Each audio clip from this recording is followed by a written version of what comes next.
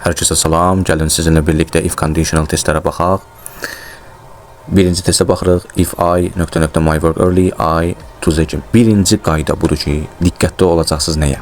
If-dən sonra will, would, have, has, V3 və hətta had, V3 də gəlməz. Amma hadin gəlmə qaydası var əslində. Bu zaman biz onu would-la verəcək, qeyri-real şərt budaq cümləsində olur bu.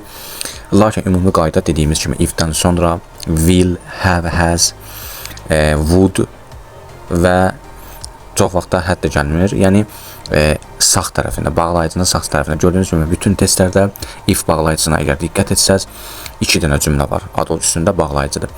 If bağlayıcının istər əvvəldə, istər ortada gəlsin, sağ tərəfində bunlar gəlməz. İndi məsələn birinci testə baxırıq biz. If-dən sonra nə gəlməz? Əlavə olaraq davam edici gəlməz. Yəni davam edici atacaq çünki məna düz alınmır. V-də atacaq və zamanları uzlaşdıracaq. Məsələn A variantına diqqət edin. Finish indiki zaman, would keçmiş zamandır. Mümkün deyil olsun. Y variantı diqqət edin. Finish it keçmiş, will gələcək zaman mümkün deyil olsun. Avtomatik cavab çıxdı B variantı. İkinci test. If you, bu tərəfdə də you wait var. Gördüyünüz kimi if-dən sonra nə gəlməz? Əlbəttə ki would gəlməz. Atırıq. Əlbəttə ki had eaten atırıq. Həm də niyə? Çünki D variantında had eaten. Biz dedik ki qeyri-real şərt cümləsi mümkündür. Amma necə mümkündür? Had bu tərəfdə would olmalı idi. Belə olmaz. Gained olmaz. Ona görə səhvdir avtomatik. Və burada you-ya biz it's verənmərik. C variantı səhvdir. A və Y variantları qaldı. Tərcümə əsasında təbii ki Y variantı mümkün deyil olsun. Çünki if you eat too much, you gain weight. Açıq-aşkar cavab məlumdur. Sən çəki alacaqsan əgər çox yesən.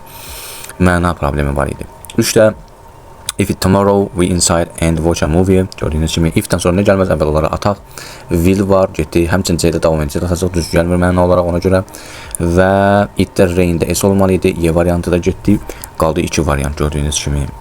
Və təbii ki tomorrow olduğuna görə biz rain-ı da verə bilmərik və B variantı da səhvdir. Ona görə rains oldu. Qeyd etdiyimiz kimi if-dən sonra will gələ bilməz. Tomorrow sizi aldatmasın. Tomorrow görə siz will verə bilmərsiniz orası. Çünki orada if var. Və həminki qaydayla 4-cü testə baxaq.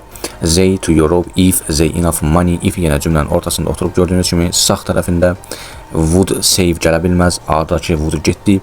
C-dəki will də getdi. D-dəki will də getdi. Y-dəki would da getdi və cavab olaraq B variantı olacaq. They will travel to Europe if they save enough money.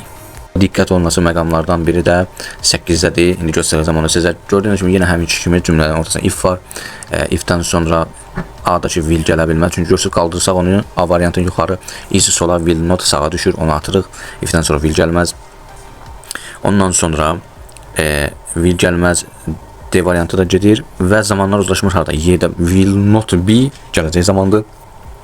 Came gəlmək feili A-la yazılıbsa keçmiş zamanda bu da uzlaşmır gördüyünüz kimi avtomatik B və C variantları qaldı. Əgər burada diqqət eləsəz, bəzən şagirdlər bunu görmürlər. Yəni qorxulu yanı budur ki, görə bilmirlər. Diqqət edin, didn't-dən sonra came verilib. A-la verilibsə səhvdir. Çünki do, does, did feillərindən sonra, hətta köməkçi feillərindən sonra will-dir, modallar da belədir. Onlardan sonra biz feili yalın vəziyyətdə, toolsuz, inksiz, s-siz, keçmiş variantı olmadan deməli bu şəkildə istifadə edə bilərik. Burada isə biz görürük ki, gəlmək feili keçmişdə verir. Diddən sonra səhv ediblər, yanlış veriblər feili. Diqqətli olun. Yəni xırda bir nöqtədir. Bəzən şagirdlər onu görə bilmirlər. Ona görə cavabımız C variantı olacaq. Bir də 12-də burada nöqtə var. Onu da göstərmək istəyirəm sizə. Çox xırda nöqtədir. Bəzən şagirdlər bunu da görə bilmir. Emma, you, if you. If-dən sonra həminki qaydada biz will apologize atacaq. O gəlməz. Will not apologize gedəcək. Bunlar gəlməz. Və digər variantlara baxalım. Məsələn, C variantında diqqət edəsiniz. Is indiki zaman apologize keçmiş zamandır. C variantı atırıq, qalır A və Y variantları. Və nöqtə burada budur ki, cavab burada təbii ki Y variantıdır. Avtomatik. Niyə A deyil? Çünki would və didn't ikisi də gələcək, üzrsən, keçmiş zaman olmalarına rəğmən would-dan sonra görsüz feili nətər verib, forgave verib, ana formada gəlməlidir, feil adi formada, yalın formada, tuzsuz, essiz, keçmiş forması gələnməz, eyni will kimi bayaq biz bunu dedik, bunu vurğuladıq ki, modallar da elədik, will də elədik və s. Would da həmçinin elədik, would-dan sonra sən feili adi formada verməlisən, would forgive olmalı idi, nəinki would forgave.